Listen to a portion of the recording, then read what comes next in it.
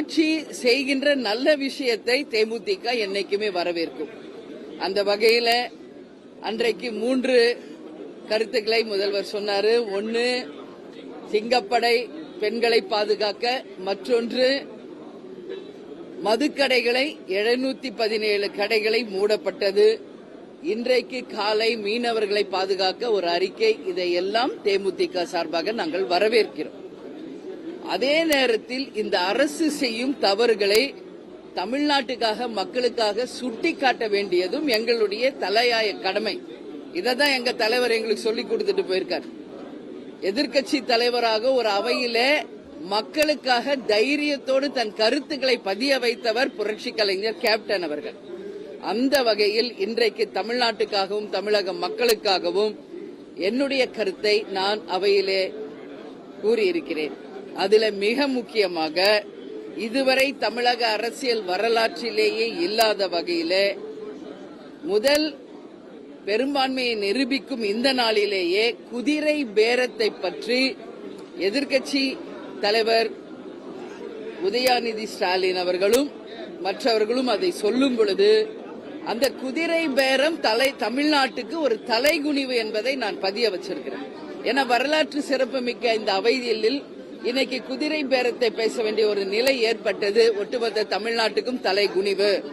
அது மட்டும் கிடையாது, இன்றைக்கு இளைஞர்களுக்கும் தமிழ்நாட்டுக்கும் ஒரு எடுத்துக்காட்டாக இருக்க வேண்டிய இந்த புதிய அரசு அவருடைய ராஜகுருவாக இருக்கும் ரத்தன் பண்டிட் அவர்களை அரசு பதவியிலே அமர்த்தி ஒட்டுமொத்த தமிழக மக்களினுடைய விமர்சனத்திற்கு இந்த ஆட்சி உட்பட்டு இருக்கிறது என்றால் என் வார்த்தை மிகையில்லை.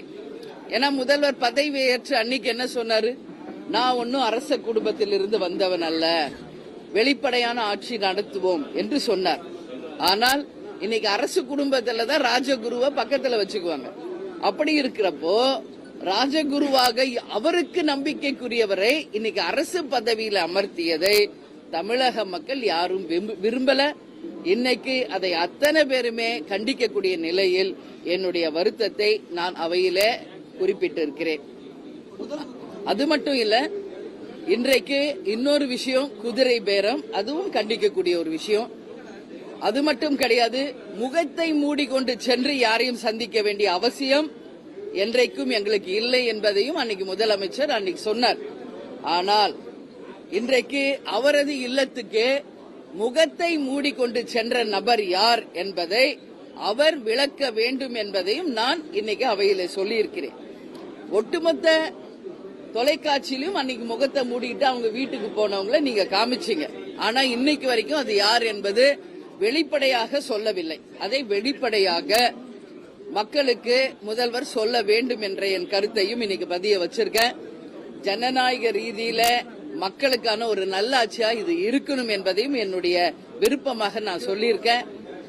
நல்லது செய்தால் தேமுதிக வரவேற்கும். தமிழ்நாட்டுக்கும் தமிழக மக்களுக்கும் அது ஊறு விளைவிக்க விஷயமாக இருந்தால் நிச்சயமாக அதை நாங்கள் எதிர்ப்போம் என்பதை தெரிவித்து, இன்றைக்கு நான் சார்ந்த மதசார்பற்ற வெற்றி கூட்டணி வெளிநடப்பு செய்ததால் நானும் வெளிநடப்பு செய்து என்னுடைய வாக்கை நான் பதிய வைக்கவில்லை என்பதை இந்த நேரத்திலே உங்களுக்கு தெரிவித்துக் கொள்கிறேன்.